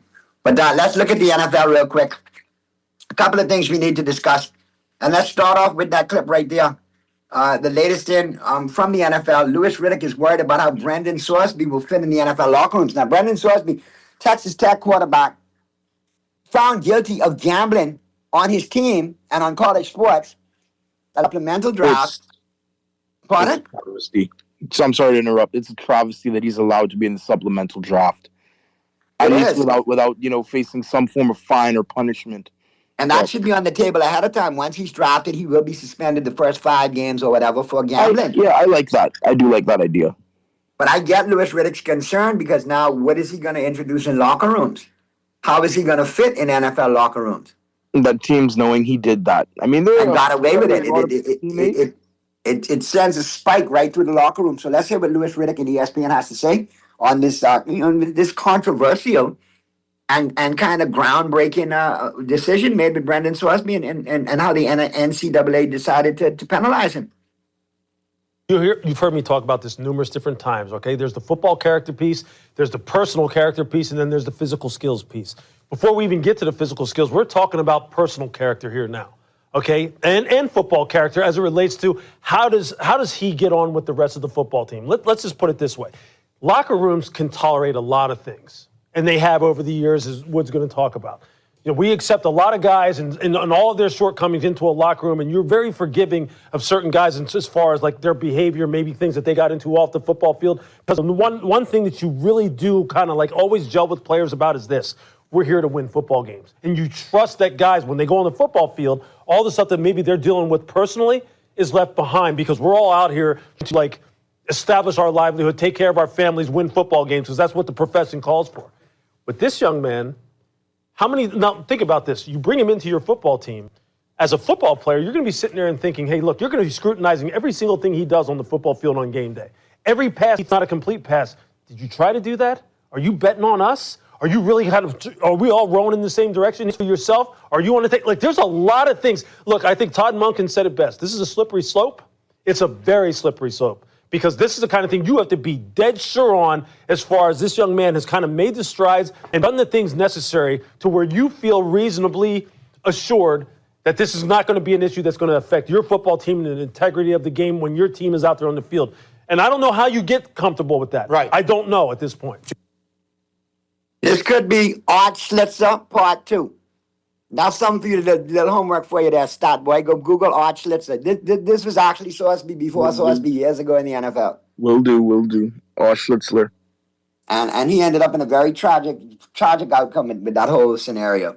Went to jail, so on and so forth. Very, very sad situation there. So, yeah, it shouldn't really be mixed in sports. But this coming from ESPN that has a network called ESPN Bet, Oh, the irony. Let's check in with Rashee Rice out of Kansas City after his release from jail. What's the future say for Rashee Rice in Kansas City? They didn't add a big-time wide receiver via the draft or free agency. So what does that really mean for Rashee Rice? Let's check in with ESPN and see exactly for Rashee Rice for the Kansas City Chiefs. Fantasy players, listen out. I'm told for Rashee Rice, he's going to continue to rehab a knee injury that he had surgically repaired shortly before he went into prison. I was told that was an issue because he was worried about maybe getting an infection while he was in prison because he couldn't rehab like he normally would. He did his best over the last 30 days to do so. He did emerge with no major issues, so he's going to rehab that over the next 6 weeks, get ready for training camp. And I'm told that he hopes, because this is a pre-existing case that he was dealing with and has already been suspended for through the league, that he doesn't face additional punishment from the NFL, but that is yet to be determined. Yeah. All right.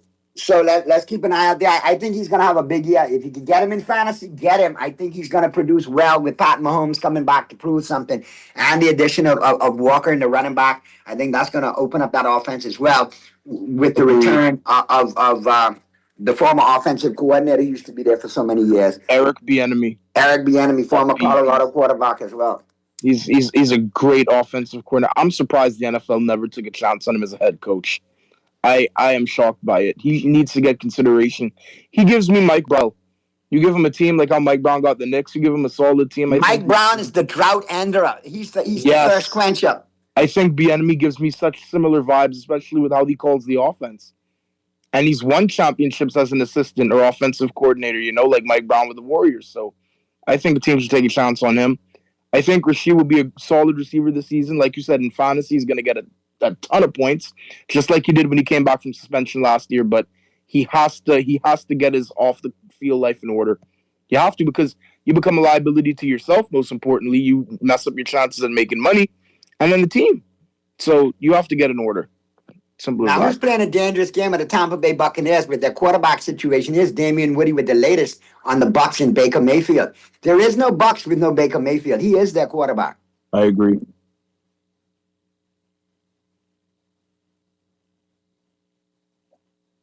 And we'll hear from Damian Woody in a second on if the Bucs are playing a dangerous game with Baker Mayfield. You shouldn't get Baker upset. Baker won plenty games for the Bucs last year, you know. Well, they didn't make the playoffs, but he started out the season within the first 6 weeks an MVP candidate. And I never thought we'd put Baker in that conversation at all. They just have to keep adding the pieces. They had a nice draft. The Bucs could easily win that South Division again.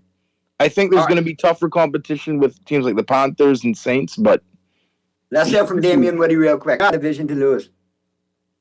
Where the relationship stands. That's an incredibly important point that Dan is making. Whenever there's a story like that out there, you have to think to yourself, how did it get there? These stories don't materialize from thin air. They don't write themselves. Right. They come from somewhere for some reason. So what is the reason that someone wanted that narrative out there about Baker Mayfield? I mean, I don't know. I don't like to guess at people's No, I'm not sources. asking you to That's guess. But it's important for me to say that. Right. But there are obviously situations where people will use, you know, the media to negotiate and make their points. And if that's what's going on here, you can understand why Baker would be annoyed. No doubt. No doubt. Look, because he started every single game, and look, and I love Baker Mayfield, okay? He is a true warrior. I've seen the guy play through some injuries that really would have knocked out most quarterbacks. That risk is priced into Baker if you got him for $33 million a year. Right. If he wants 50, that's my point. Then are you willing to go that way and take on that risk at that level? See, he has made a lot of sense for the Buccaneers at the price that they've had him. Right. They got him for $10 million, and then they gave him the $33 a year for 3 years. If he wants to go beyond that, then I think that's where those concerns start to show up. I think the Bucs are playing a dangerous game here. I really do, because when I look at this offense. Like the Bucs have some really high level talent on offense. Baker Mayfield goes out this year and tears it up. Boy, that could come back to me to haunt the Tampa Bay Buccaneers this year. All right, so let's see what that works. I think there are no Bucs without Baker Mayfield at quarterback, to tell you the truth. All right, Dr. Picks? Yep, I'm ready. I was just going to say, no doubt about it, the Bucs have to keep Baker happy. Any updates from Spain, or are they still up 3-0? 3-0. Oyarzabal already has a brace. Yamala scored a goal, and we're making plenty attacking chances. But we're about to hit halftime in a little bit. And, they added in a hydration break, too, to the World Cup this year, where you get a 3-minute break. Which is good. 20th minute. So, yeah, that's good. And it allows them to get their first half and second half commercials in. But, yeah, thus far, Spain, La Roja, up 3-0 over the Saudi Arabian Kingdom, and I'm just loving every second of this game. All right, let's check the WNBA games for today. Here are our picks brought to you, of course, by the Island Game. Valkyries on the road against the Aces. Aces 3.5-point favorites, and the total is over 168. I like the Aces to cover the 3.5 and go over the 168. Agreed. Mystics 7-7, taking on the Lynx 13-3. Minnesota's a 13.5-point favorite. The Mystics have covered the spread recently, 4 out of. If you're a betting person, you want to take the 13.5 with the Mystics, you can do that. But I would definitely take the over of 170 in this game. I think this goes over. The Lynx put a bunch of points up themselves. But I'll take the Lynx in the money line to be safe. Yeah, I got the Lynx to win this game. Liberty on the road against the Sparks. Liberty just lost last night, a game they shouldn't have lost to Chicago. Now they play the Sparks. New York's 5.5-point favorites. It's over 181. Give me the Sparks plus the 5.5. I think they put the upset at home. New York on the back. I got New York to bounce back and win this game. Love the Sparks, love Cam Brink, but they got to bounce back. I think New York will bounce back. Well, with that being said, we've hit the wrap, man. So to everybody out there, all the fathers out there, happy Father's Day. For Statboy holding it down, for Mr. Producer in studio, for Pearly and Mega who are enjoying time with their family on Father's Day as they should. Listen, have a great Father's Day. And I will see you next week right here on the Press Box, brought to you by the Island Game. Jimmy's Wines and Spirits, KFC Nassau, Green Parrot, Margaritaville PI, and Harborside Marine. All right, for Stat Boy, for Super Producer, this your boy Naughty. Have a great Sunday. Happy Father's Day, and we'll see you next week right here on the Press Box.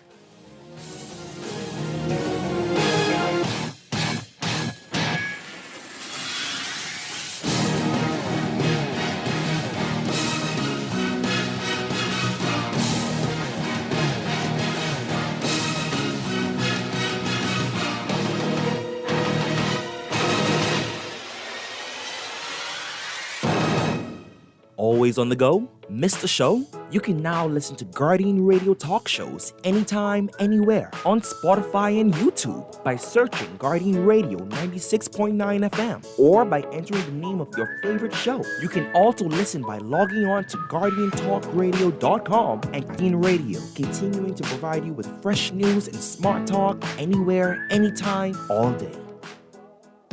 Play with Island Games. We making dreams come true. Play with Island Games. We paying more out to you. Don't mind the noise in the market. You getting cash in your pocket. 'Cause Island Games is spicy and spicy is tradition. So when you play Island Games, we putting Bahamians first. Guaranteed to pay. Island Games. We like them other jokers. We've been here from the start. From the bike to computer. Island Games. We gonna make your dreams come true. We playing with Island Games. KFC has a bold new flavor you'll love. The all-new barbecue Rap Star. We're talking a juicy chicken breast filet, fried to golden crisp perfection, covered in sweet and smoky barbecue sauce, topped with cheese, then wrapped in a delicious toasted tortilla with flavor in every bite. Go spicy or keep it original. Either way, it's a star for a reason. The new barbecue Rap Star is the star of the menu at KFC Nassau. Get yours today at any KFC Nassau location. Girl, you see how Cora eye look funny, all black up yesterday? But she say she bumped into a wall when she's running after the churn dam. Yeah, but last Saturday you see her arm was all black and blue, right? So what you saying? You think something wrong between her and Jack? I ain't sure, but you know Jack is a jealous man. I hear him and Cora last Friday. I hear him say he hear Cora have eyes for Junior. Now you know that ain't true. Cora is a good woman, does mind her business, take care of them churn, and go to church every Sunday. So what you think we should do? I think we should report Jack, you know. Cora don't say nothing, but silence hides violence, and we don't want to line up in the cemetery. Not me. I ain't getting in nobody business, then Jack come after me, and I land up next to Cora. No, man, we could call a text Crime Stopper. And remember, we can even get some grocery money for our tip. Remind me again, how does this work? We can call them in Miami at 328-TIPS or 328-8477. Or when we in the island, call toll-free at 300-TIPS or 300-8477. And if you don't have no minutes, use the Crack Crime Bahamas app, and we could text them, and the messages get on mix up before it leave your phone, so nobody can know what you saying. So what we waiting on then? Let's go earn some grocery money. This is Guardian Radio 96.9 FM. Fresh news, smart talk, all day.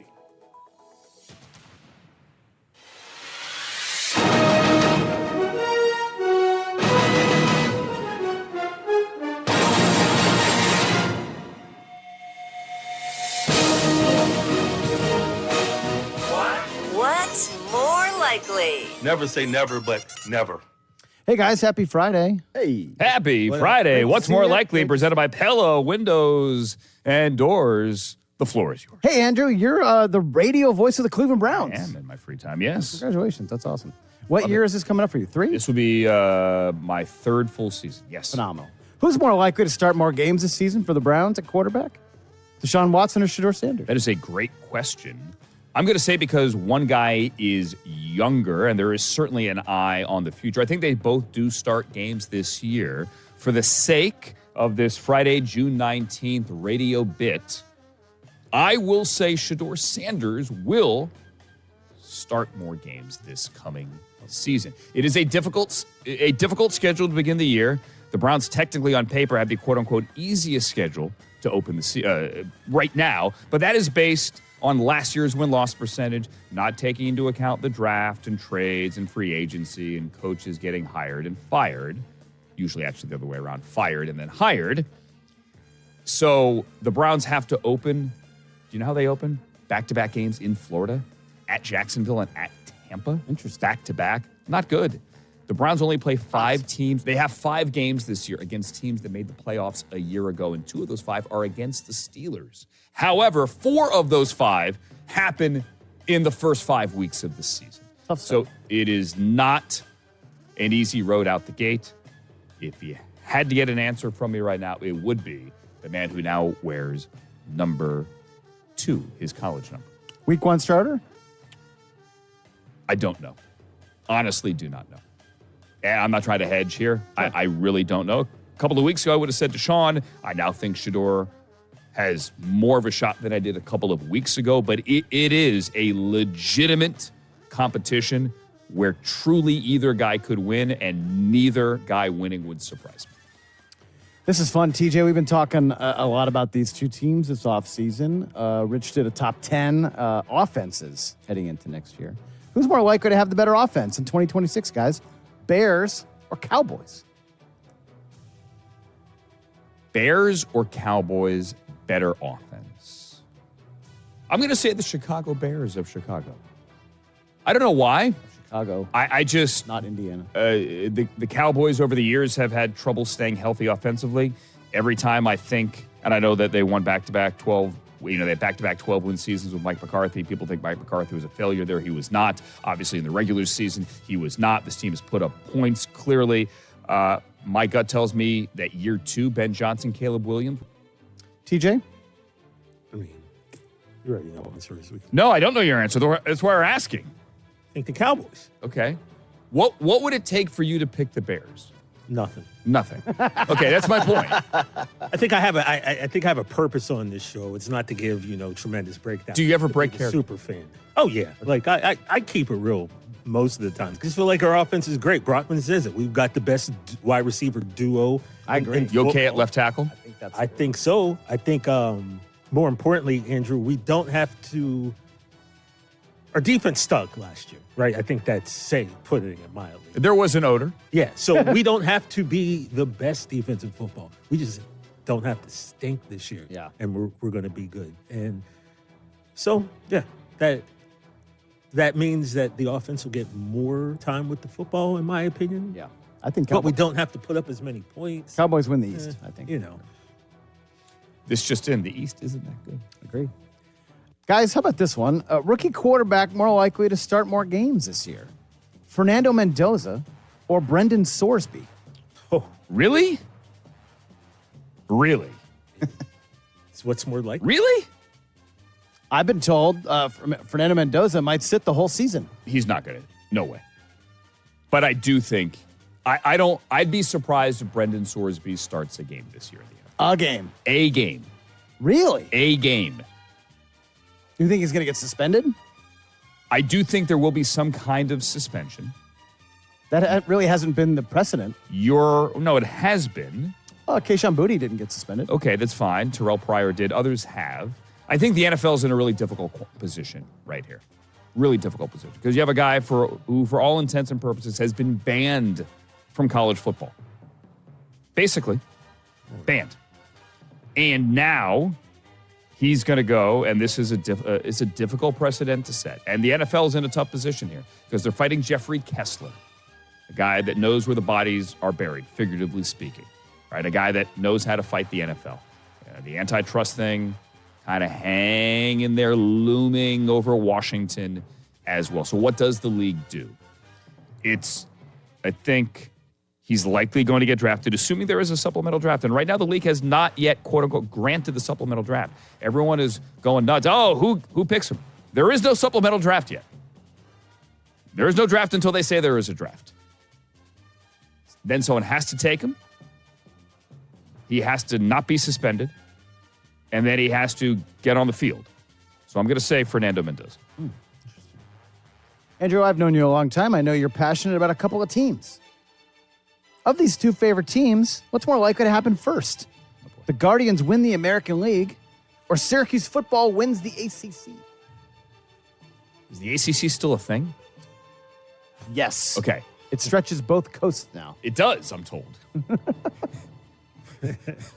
There are schools in California in the ACC. There's 2. Yes, there's schools in California in the Big Ten. Yeah. There's 2. Stupid. the Guardians will win the American League. Oh. Oh, yeah.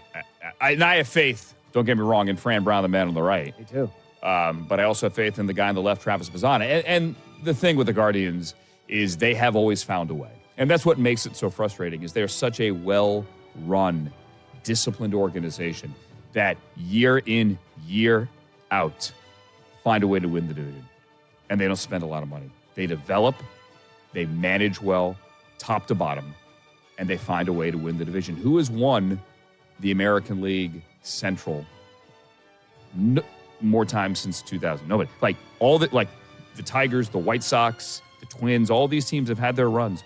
The Guardians have won that division or made the postseason. I don't know what the numbers are. So many more times than those other teams. It's ridiculous. And 2 years ago, they were there. They were this close. They couldn't get Juan Soto out. I was sitting right there, and I'm still angry about it. I would say that the Guardians have a far better shot. All right. Let's go orange, though. Let's go orange. Yeah. I like it. I think this is a fun one, TJ. Weigh in on this. More likely to be the bigger number this year. Miles flown by the 49ers. Mm-hmm. I've seen that's a pretty big number. Or feet hiked by you.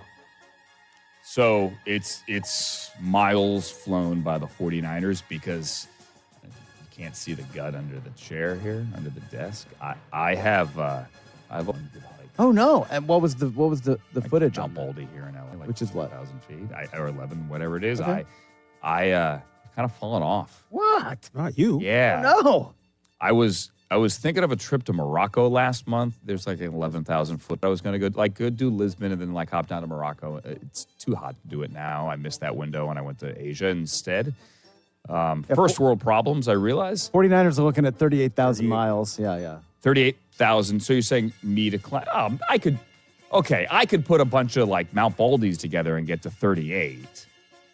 But I don't know the way my summer lays out right now. I don't think I'm going to. Wow. Yeah. Upset. I thought for sure you'd be feet hiked. Like I really want to do Aconcagua, which is like 21, but like the window but you can't do it now. It's winter, and the window to climb it is during football season. The window closes like right around the Super Bowl, and I'm not going to be able to do it.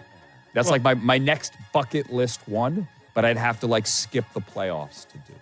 I know the Browns are going to... Stop. I have other gigs. There are other things for me to do, okay? You might, Andrew, don't. And the Browns may. Exactly. I'm kind of bullish, to be honest with you. But that's just me. Buy low. All right, last one.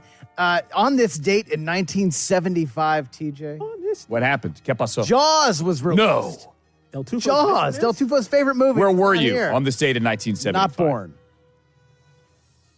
Yeah. Okay. I was. How about this one, guys? On the Jaws anniversary, most likely sports mascot you're most afraid of.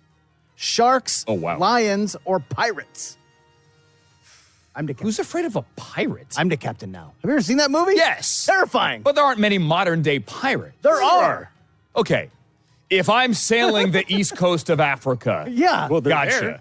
Well, that's where they are. Don't go there. I'm not. Shark. I don't know. Is there a mountain there you can hike? I mean, I did Sharks, Kilimanjaro. Lions, or pirate? Who did this? Who put this together? That's great. Is that your face? Sean, well done.